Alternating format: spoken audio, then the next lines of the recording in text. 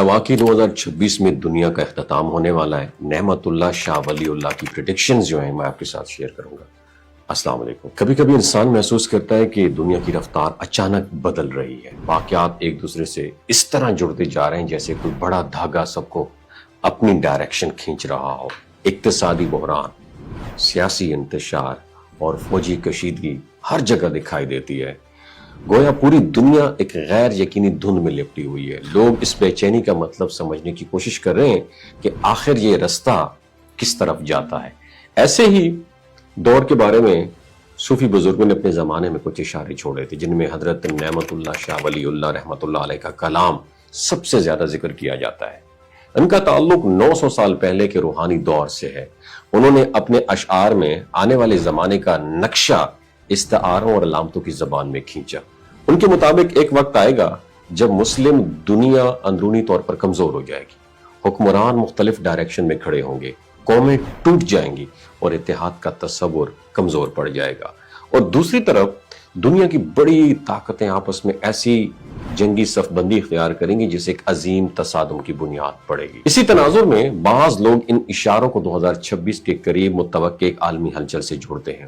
مورخ اور محقق اس سال کو یقینی نہیں کہتے، مگر یہ ضرور بات مانتے ہیں کہ دنیا کی صورتحال تیزی سے اسی ڈائریکشن بڑھ رہی ہے جس کا ذکر ان اشعار میں بھی ملتا ہے۔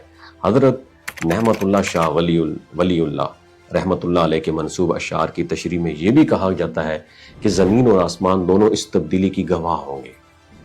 قدرتی آفات، موسموں کی شدت اور زمینی تنازعات اس طرح بڑھ جائیں گے کہ لوگ حیرت اور خوف میں مبتلا ہوں گے۔ بعض روایات میں یہ الفاظ بھی بیان کیے گئے ہیں کہ آسمان گویا پھٹ جائے گا، یعنی حالات اس قدر تیز اور غیر معمولی ہوں گے کہ لوگ سمجھ نہیں پائیں گے کہ یہ سب اتنی جلدی کیسے بدل گیا۔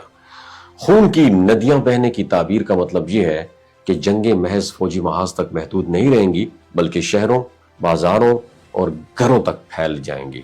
اگر ہم دنیا کے حالات پر نظر ڈالیں تو غزہ میں بے گناہوں کا قتل عام، سوڈان میں خانہ جنگی، یمن اور شام کی بربادی اور افغانستان کا مسلسل زخم، یہ سب وہی نقشہ دکھاتے ہیں جو ان اشاروں میں بیان ہوا تھا، اور یہ محض سیاست یا طاقت کی جنگ نہیں بلکہ انسانیت کی برداشت کا امتحان ہے۔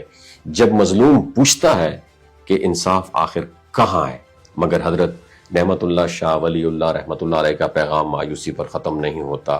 ان کی اشعار میں ایک ایسی بیداری اور قیادت کا بھی ذکر ملتا ہے جو اس افراتفری کے دور میں سامنے آئے گی۔ وہ قیادت تلوار کے خوف سے نہیں بلکہ عدل، حکمت اور روحانی بصیرت سے لوگوں کو اکٹھا کرے گی۔ اس کے بعد ایک ایسا زمانہ شروع ہوگا جس میں علم اور انصاف کو دوبارہ عزت ملے گی اور مسلمان ایک مضبوط حیثیت کے ساتھ ابھریں گے۔